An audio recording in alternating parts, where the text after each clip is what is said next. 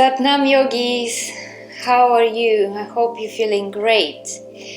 I wanted to talk to you today a little bit about detoxing. Now we're entering springtime, and springtime is a very good time of the year to let go of things that we hold on to, of things that have affected us emotionally, and also of losing weight and cleansing the system. So many times people get confused by the word detox because people often have the end goal in their mind. I want to lose weight. I want to look great. If I lose weight, I'm going to get a partner. I have an eating disorder. What do I do? And they go jump into things that are totally opposite sometimes. And probably our society hasn't helped at all. Our modern life is very busy. So we are always stressed out, we're always on the go, we run here, we run there. We eat bad stuff, we don't eat natural food, we eat artificial stuff. That is junk food, that's the sodas, that's everything that's artificially prepared, which is packed with additives and stimulants that make you addicted to these. So what happens is we intoxify the body from what we eat. We intoxify the being with our emotions and lifestyle, and we basically end up in the end feeling absolutely exhausted. So if you are in a situation where you feel you're overweight and you kill yourself in the gym, and then you don't eat, and then you jump from one diet which is really amazing, and then another one comes in and you try it out, and then you might even lose a bit of weight, and then whoop, it comes back in. And the reason being is that by restraining nutrients into the body, we're not doing ourselves a favor. We are not rebuilding that body back into health. This is very, very crucial. Diets are known as a yo-yo simply because they do not work. Restraining from one type of food than the other, making the body starve, torturing yourselves. The emotional baggage you inflict on yourself will afterwards make you pay a higher price. So I think it's a really good time for us to think a little bit about the state that our body is in. Do I feel healthy? Do I sleep well? What is the food I eat? How do I eat that food? I work on a trading floor in the city of London, and we don't have time to go and have lunch during the day. You don't have time. So usually what tends to happen is somebody runs and gets some quick lunch for everybody, and you eat your lunch in front of the monitors. And while I'm eating, I'm staring at all my emails and things are happening around the world. People come and talk to me, my phone rings, and then my meal is over in 15 minutes and I didn't even remember I've eaten. I feel I'm not hungry, but then I've forgotten. And I lack that emotional connection to what I'm doing. So rewinding all this back into our natural state, the whole idea about Kundalini Yoga, the whole idea of what we are doing here in this channel is to raise our awareness of our being, of how we live our lives, of our lifestyle. And eating is one of the major, most important aspects of our life. It is so important that when we feel emotionally imbalanced, we substitute the emotion we feel lack of with food. And how many times you come back from work, and the first thing you do is you reach out for the fridge and what's in there. And it's not because you're hungry.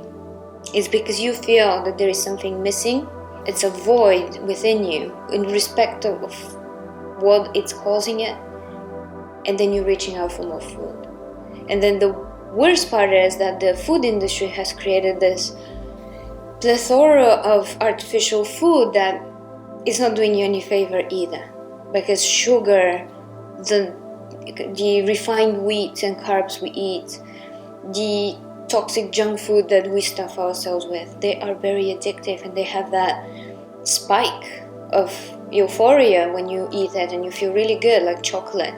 You're like, that's great. But what happens when you finish eating it is your blood sugar drops immediately, and then you get that cravings.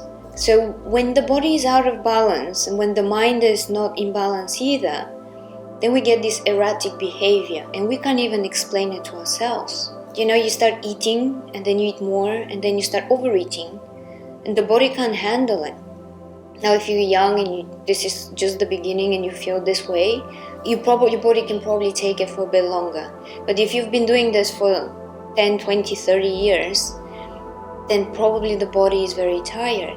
And if we do not allow the body to restart, to reboot the system, then we start getting sick, disease starts spreading, and then we wonder what's going on. So we shouldn't be allowing for these auto-intoxications to be happening. We need to learn how to cleanse the body properly. Not with diets that promise you I'm going to lose 20 kilos in 10 days or you're going to look fabulous, clean and lean and whatnot. I mean, they're good, but it's not your sustainable way of living.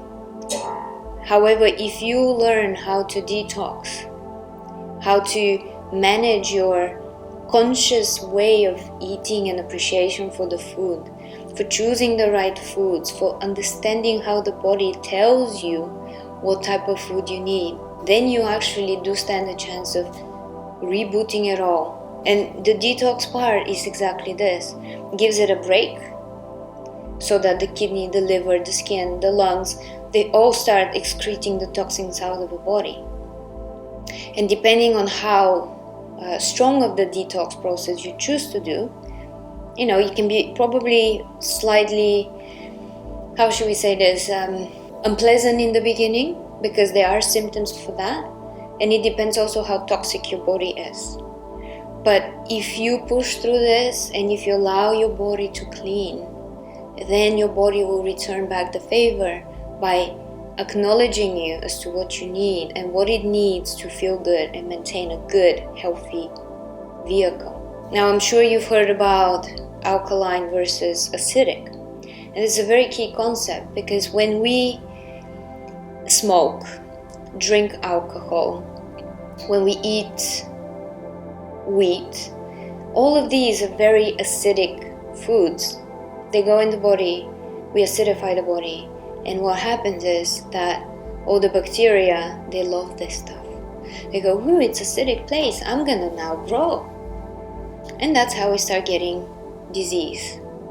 When the body pH is actually more balanced, we alkaline the body, then the body is stronger. Then there is no point of, oh, there is flu around, I'm definitely getting sick. Or, I'm traveling. I travel probably 80% of my time. I wake up, I don't even know which country I am in lately. But even so, and I will go from -20 to +30, and from Kazakhstan to LA and back to London. But what I try to do is maintain body strong. So clean body, strong body protects you, gives you the immune balance, the glandular balance that you need to sustain a very healthy lifestyle. Another issue that many people ask is, oh my God, but I eat meat, is that good or bad? It's your body. I'm not going to be here telling you need to eat meat or you should be totally vegetarian because that's how the yogis live. Everybody chooses and everybody feels that need. And if your body is clean enough and your mind is actually perceptive at this point, then you will know what is for you. My case, when I was very young, about 3 years old, I just couldn't touch meat. Not because I knew what vegetarian is or that I will be teaching yoga later on in my life. It's just my body told me, this is not for you. My parents were very forthcoming. Despite the fact that they're both doctors, they said, you know what, you don't want to eat meat, you don't eat meat.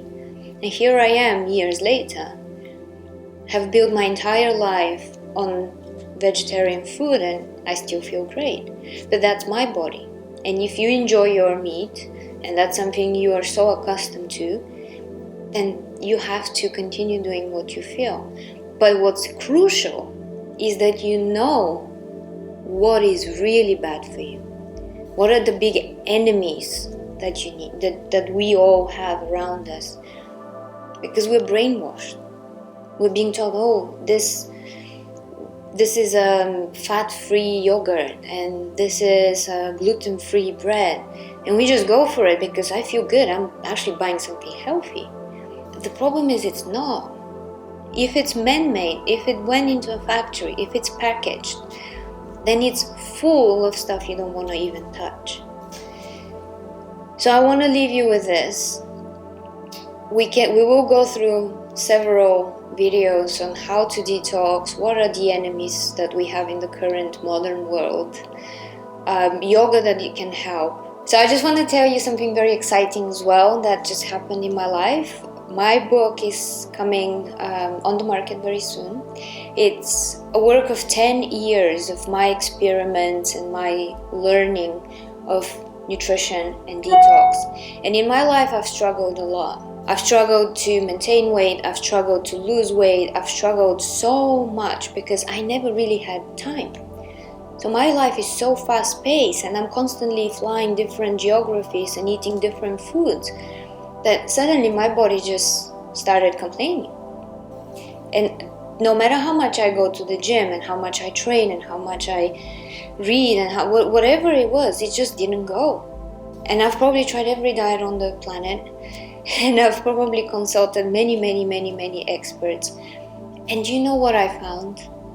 That the best ultimate teacher is right here. It is in my body. Because your body knows best. So I've based this book from my true heart. Try really to help those who are struggling with food addictions, with being overweight, with overeating, with emotional eating, with any sort of food disorder. Because it all comes deeply ingrained through our emotional and mind. I try to present to you a very different way of looking at things. Because if we do not allow the body to detox, but do it in the right way for us, then it gets really bad. Then we get sick. Then we look for external help. But then that's the consequence of something we're triggering today. So now is a really good time, especially spring, to think about it. To have a look at how I feel, what's going on.